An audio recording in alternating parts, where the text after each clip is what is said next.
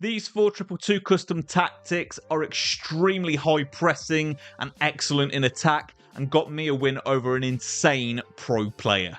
Let's get into it. If you guys want to check out a full breakdown of the game where I use these tactics against the pro player, that is linked in the description down below.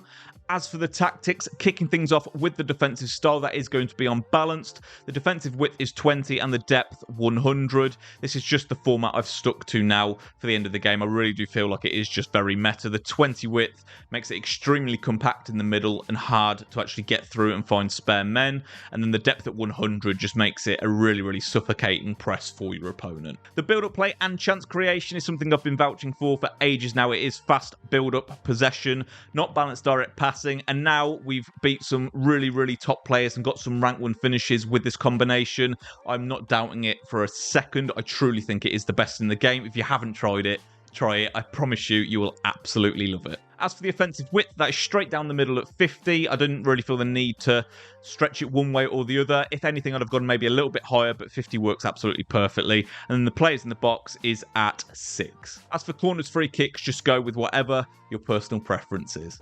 Getting into the strikers, they are both just on the default. I like them sometimes making runs out wide to kind of link up with the wingers, and then sometimes them just making the direct runs through the middle is really good. So I keep it as it is, and then I used to use getting behind, but I've switched to mixed attack just so it's easier to call players forward and actually work them into the interplay just that little bit more. As for the left cam and the right cam, they are both come back on defense for defensive stability, and then support on crosses is get into the box for cross, just so you actually have like an attacking 4 in the box and it isn't too minimal in attack.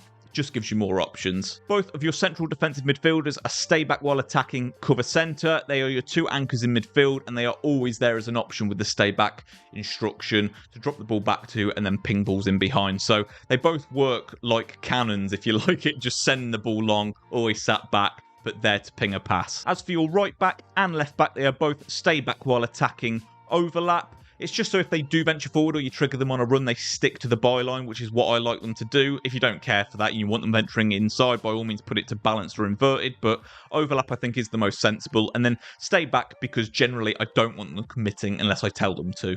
As for the centre-backs and goalkeeper, they are all just on the default. Now, as I show you guys a few of the goals that I scored with the tactics, before you run off and try them, let me just give you a rough idea of who you need in each position, because I feel like the actual intel of players that you use is important with this formation. So I definitely would recommend one aerial threat up front. If you guys have the 99 Haaland from the season pass, then by all means throw him in. He's obviously the best choice in the game.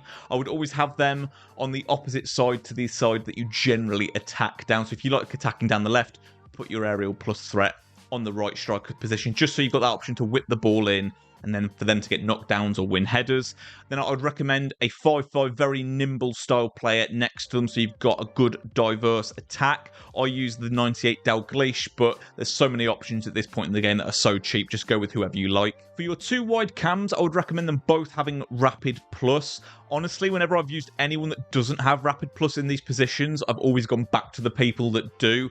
Just having that severe pace in a formation shape that isn't too heavy on numbers really helps, because it helps you utilize those gaps that do open up in those wide areas. So I'd really recommend Rapid Plus on both your wide cams. Obviously, Skill is weak for all a bonus, but you should basically be aiming for everyone to have 5-5 at this point in the game. For your 2 central defensive midfielders, ensure at least one of them has the ability to play really good balls in behind. So incisive pass plus or long ball pass plus, either or. Generally, it's the chipped through balls, the L1Y or L1 triangle passes that you're going to be doing first time to send in your strikers or wingers. So make sure they've got incisive pass or long ball pass plus, just to be able to put them in as effectively as possible. As for your wing backs, just make sure they are absolutely max pace and have some sort of physicality about them. And your centre backs, goalkeeper, just go with whoever you trust. Overall, this formation is one that I think lower skill players will feel like they've got no options in. But if you put the emphasis on going out wide and playing quite direct,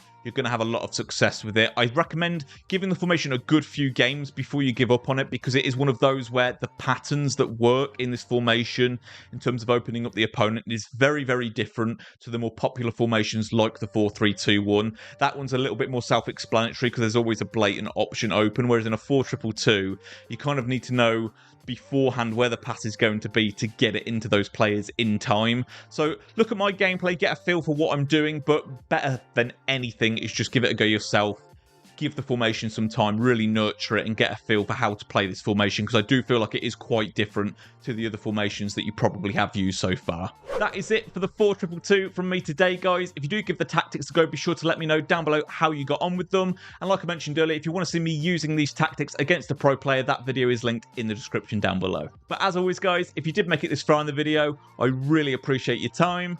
If you did enjoy it, please subscribe to the channel if you haven't already and turn your bell on. Take care, guys.